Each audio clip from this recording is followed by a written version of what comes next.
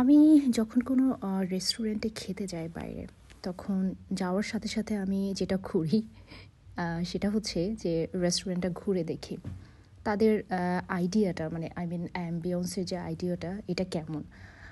অনেক সময় দেখা যায় নিজের ইন ফিউচারে যদি কোনো আরও বেশি বিজনেসগুলোকে প্রসার করি, তাহলে দেখা যায় এইসব আইডিয়াগুলো থেকে নতুন কোনো আইডিয়া জেনারেট করতে হেল্প করে। এজন্য আমি ট্রাই করি ওরা কী ধরনের লাইটিং অর তাদের অ্যাম্বিয়েন্সটা কীভাবে সাজিয়েছে সেগুলো দেখার জন্য। ওকে, আজকের দিনটা তো খুবই ব্যস্ত একটা দিন ছিল। এত বেশি ব্যস্ত ছিলাম, সারাদিন নিজের টেক কেয়ার ইভেন ফুড ইনটেকটাও ঠিকঠাকভাবে নজর দিতে পারি নাই। দেন একটা হেলদি এবং হেভি খাবার খাওয়ার জন্যই চলে এলাম বনানীতে।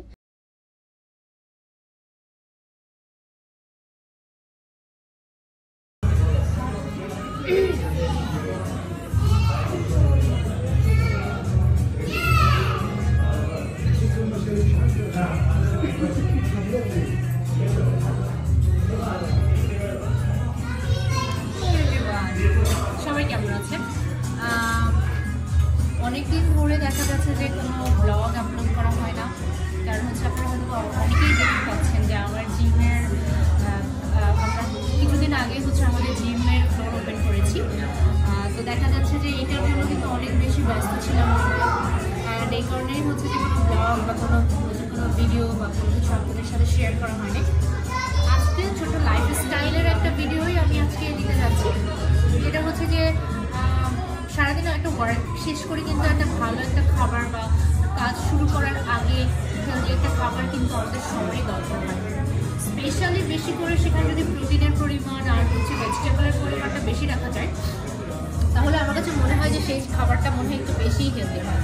এবং হ্যাঁ, কীভাবে রান্না করা হয়েছে বা ভেজিটেবলটা এবং কীভাবে হচ্ছে মিটটা কীভাবে কুক করা হয়েছে সেটা কিন্তু ইম্পর্টেন্ট।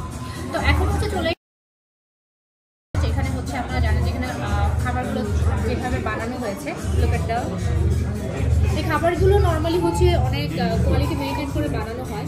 যেমন আমাদের এই পাশে অলিভ অয়েল তেল ইউজ করা হয় অনেক সময়, তারপরে দেখা যায় অনেক হেলদি ওয়েতে কুক করা হয়, যার কারণে দেখা যায় যে খাবারের মানটা অনেক বেশি ভালো থাকে।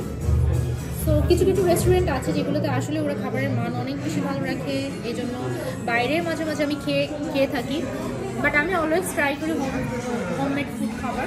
বাট আজকে একটু বাইরে চলে আসলাম বিকজ অনেকদিন হয়ে গিয়েছে, তেমন বাইরের আউটডোরে কোনো ফুড টেস্ট করা হয় না। তো আজকে টেস্ট করবো হচ্ছে সেই টার্কিশ রেস্টুরেন্টের কিছু রাইস রয়েছে এখানে রয়েছে কিছু কাজু বাদাম, তারপরে হচ্ছে আর কি বাদাম যেন আছে, দেশি বাদামও মনে হয় আছে, কিসমিস। So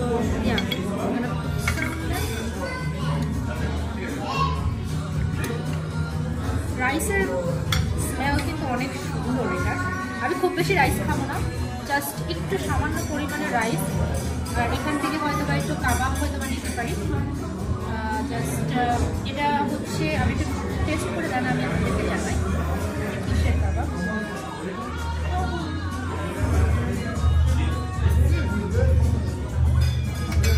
Oh my god, flavor is so good, so juicy.